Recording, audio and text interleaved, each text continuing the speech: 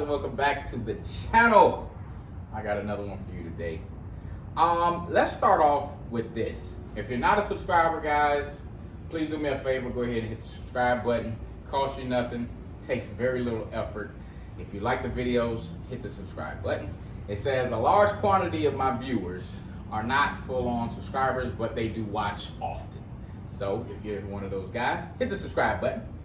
Now, let me put my Mike Tyson gloves on, man. Let me put my mouthpiece in, because I know y'all coming for me again after this video. But I got something for you. I'm only speaking facts. Okay, guys? This is a whole fact check video. Now, change the fuel filter.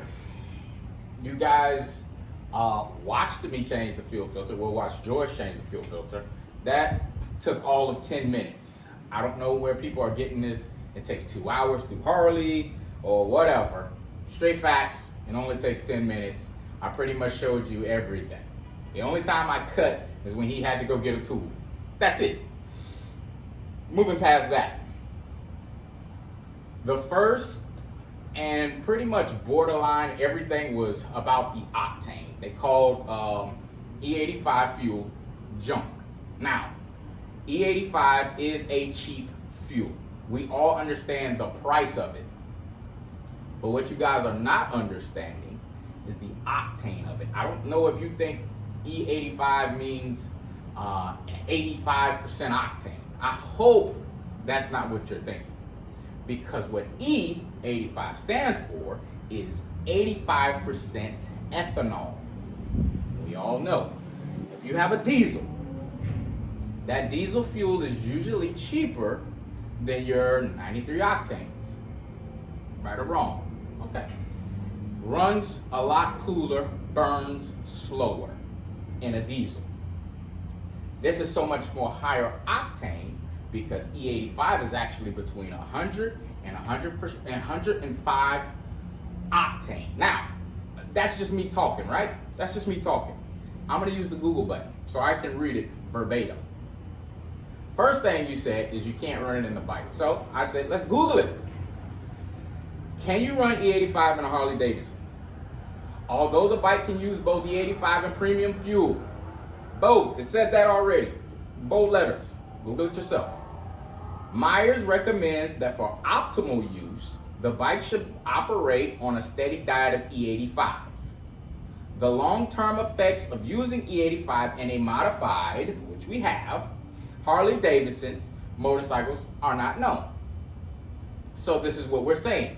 We don't know what can happen to the fuel system. Well, I saw what happened to my fuel system. First of all, guys, I've been running this fuel for over a year. I have 6,000 miles on a bike. I did a stage 2 kit. Check out that video and you'll see I went from 128 horsepower stage 2 kit to 136 horsepower stage 2 kit by changing fuel. This is the highest octane fuel you can buy from a pump. You have to tune the bike to this fuel. There are other small modifications you must do to run the fuel. This is not a fuel that you let sit for weeks and weeks. That's not what it's for. The octane rating is so high, which makes it a little strong. It's already have a corn mixture to it, so it's a little dirty. But that does not stop it from producing power. Let's keep reading. The next one was, okay, I'll say it again. What is the octane rating for E85 compared to gasoline? It says it's from 100 to 105, making it the high performance fuel. In comparison, regular unleaded gasoline has an octane rating of 87. So all you guys that swear by 91, 93, keep putting it in your bike. You can't go wrong. But when you sit in traffic, tell me how hot your bike gets. When I sit in traffic, I'll tell you how hot my bike gets. It's nowhere near the same, guys. Nowhere near the same. You might not believe me. You don't have to believe me. I'm just speaking the facts. I don't know what else to tell you guys besides, if you don't learn for yourself, don't comment on something you really don't know about. So one guy says, oh, no wonder why your bike was sluggish. No wonder why your bike is this and that. Yeah, that's because my fuel filter. Yeah. But I can guarantee you this. If you look at all the YouTubers, and I'm not naming anybody specific, just look at them, the ones who built their motors. Ask me and show me how many of them had some type of failure, usually catastrophic. Mine was not. I could still ride my bike. I could still go wherever I wanted on my bike. My bike was still fast and fun. Remember, I'm down here in South Florida. The worst heat, the worst humidity, the worst sea level. The power that my bike produced compared to all those other guys who usually get their bikes built in the dead of winter, when it's cold, it's going to do the best on the dyno. I'm still outperforming those bikes. That's without E85. With my E85, you know where we're at. Like I said, guys, I did a video that showed you the comparison of the two. So if I told you my bike ended out with 136 horsepower in a stage 2, look at how much horsepower a 131 Screaming Eagle engine produces. It's usually what? 125 and then 130, 135 on the torque side. AKA, this bike will still be faster. Now guys, I'm not trying to bully anybody, but I won't be bullied either. When you guys make a comment, I understand, hey, this is back and forth conversation. It's like we're friends. But when you get disrespectful, that's when you're usually deleted. That's when you're usually blocked. This is a fun channel. There's no need for the extra. Like I said, guys, if you haven't built something like this, because you can take it from me, I've shown you plenty of racing videos. And if you believe all those guys are running bikes on 93 pump, you're sadly mistaken. Once somebody learns one trick to the trade, everybody else uses it. We all know that. Guys out there with fast cars, if you own a fast car, if you own a fast sport bike, you should know what E85 does. You should know that you have to maintain these vehicles when we're running E85. The thing is, as long as you keep the bike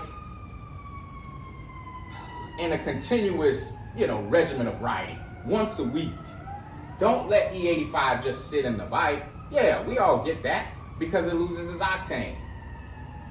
Then you're like, is something wrong here? No, that's not it. You just need to put some new E85 in it. The inconsistency is the only issue I ever had with it, because I would feel the bike would be up a little faster, maybe just a little smidgen faster one day than another day. It is what it is. It's worth the risk. Now, E85 also helps you push these bikes to the limits, and I'm talking timing. I'm talking the pinging, the detonation. You're not going to have it because the octane's so high. Some of you other guys might be saying to yourself, oh, well, I don't need that. I just want to cruise my bike. I want to do this. And I can guarantee a lot of you guys don't have E85 near you, or you don't have a mechanic that can tune you for E85. But if you look out there and you look at some of these guys who are maybe not so well known by the YouTube world, they're showing you that E85 is the fuel to run. You don't have to believe me. I don't have to be your favorite YouTuber. But the facts are the facts. I've read everything to you. All you have to do is Google it yourself. That part is up to you. The argument between me and you guys is pretty much over. I mean, I already got my gloves up because I know what's coming next. But guys, you can't dispute the facts. It's only facts. If you can tell me a story about you running E85 and something and then blowing it up, then hey, we got a conversation. But if you say your bike or somebody else's bike blew up on pump gas, 93, that's all I'm saying. That's all I'm saying. 1 full year, 6,000 miles, not one issue. E85, 99% of the time. Guys, I appreciate you guys for listening to me. Maybe a little rant, but no big deal. I had to get you guys off me with this one. Until the next time, guys, yeah, peace.